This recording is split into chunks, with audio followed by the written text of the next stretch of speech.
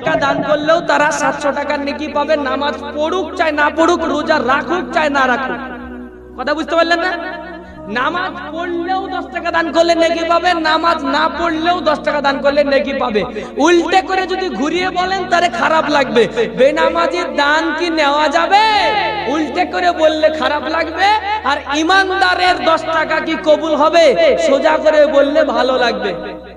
কিন্তু এক জায়গায় মুসলমানের ক্ষতি, লা ইলাহা ইল্লাল্লাহ পড়েছেন বলে নেকি পাবেন 10 টাকা দিয়ে।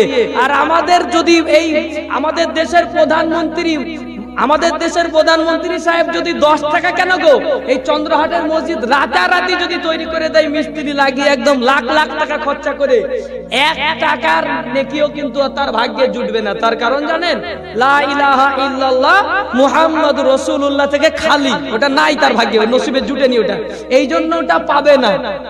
ওদের কোনো হিসাব হবে না। কিয়ামতের দিনে বিনা হিসেবে চলে যাবে লাল ঘরে। ভালো ভালো পানি খাবে, গরম পানি খাবে, গরম গরম খাবে, কোন রকম কোনো অসুবিধা হবে না। আর যারা মুসলমান হবে তাদের জন্য নেকির পাল্লা, তাদের জন্য গুনার পাল্লা। মুসলমান বাদ দিয়ে পৃথিবীতে আর গুনার পাল্লা কারোর মাপা হবে না। টাকা নুরি দরকার নাই, একবারে হাসতে হাসতে জাহান্নামে চলে যাবে। বুঝতে পারলেন না? টাকা নুরি দরকার নাই, হাসতে হাসতে জাহান্নামে। আর যারা বলছে আমার নাম আব্দুর রহমান, আব্দুল জলিল, আব্দুল সাত্তার, আমার চন্দ্রহাটে বাড়ি, আমার ধর্ম মুসলমান, আমার মসজিদ হলো চন্দ্রহাট, এটা যারা বিশ্বাস করে তাদের নেকিগুলোকে নেকি চাপানো হবে, তাদের নেকির পাল্লায় নেকি চাপানো হবে, গুনার পাল্লায় গুনাহ চাপানো হবে। একটা গুনাহ যদি বেড়ে যায় জাহান্নামে যেতে হবে, কোনো মৌলভী সাহেব রুখতে পারবে না। এখন বলি কোন জাহান্নামে যাবে, কার গুনাহ কমে যাবে, কার গুনাহ বেড়ে যাবে, এ কোরআন করছে ঘোষণা। একদম পরিষ্কার কথা, এই কোরআনের একদম পরিষ্কার কথা যে আমাদের কাদের এই হিসাব নিকাশ হবে।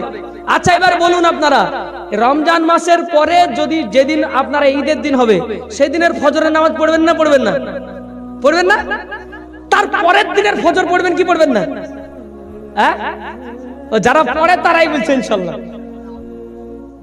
ঈদের দিনের ফজর কিন্তু ছাড়বে না, কারণ ঈদের দিনে ফজরের নামাজ না পড়লে ঈদের নামাজ হবে না রে। আরে বাবা রে, কি মাপের লোক তুমি গো, চরম ফতোয়া শিখেছো। কে বলছে ঈদের দিনের ফজরের নামাজ না পড়ে যদি ঈদের নামাজ না হয়, ঈদের পরের দিনের ফজরের নামাজ না পড়ে ঈদের ওই জোহরের নামাজ হবে? তারপরের দিনের হবে গো? হবে না তো, তাহলে প্রত্যেক দিনই পড়তে হবে। ঈদের দিনের ফজরের নামাজ পড়লেও ঈদের নামাজ কবুল হবে, ঈদের দিনের ফজরের নামাজ না পড়লেও ঈদের নামাজ কবুল হবে। কিন্তু যারা পড়বে না তারা ঈদের নামাজ পড়ার পরেও মায়ের খাবে, এটা হচ্ছে সোজা কথা। সোজা কথা বুঝতে পারেন না?